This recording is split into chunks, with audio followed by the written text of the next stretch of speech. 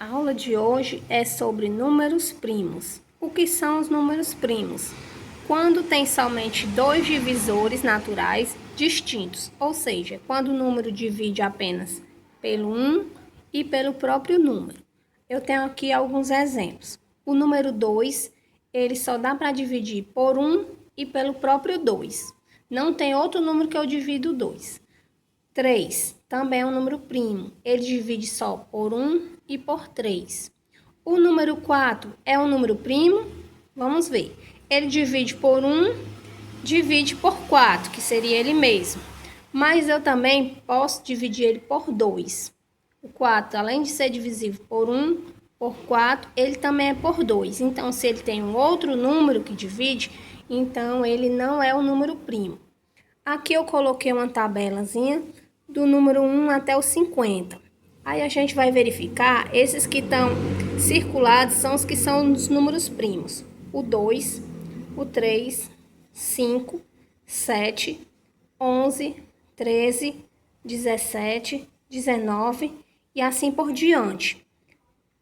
Outra observação que eu tenho, olhando por essa tabela, que nenhum número terminado em 0 ele é primo.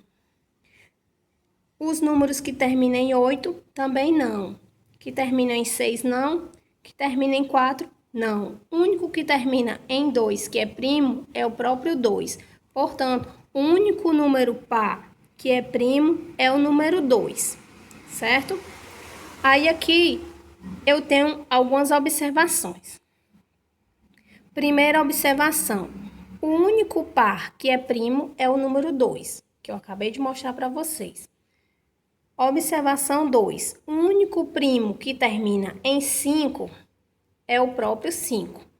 Do mesmo jeito aqui do 2, o único que termina em 5, que é primo, é o próprio 5 também, que o 5 ele não pode ser dividido por outro número, só por 5 e por 1. Terceira observação. O 1 não é primo e nem composto. Ele só tem um divisor.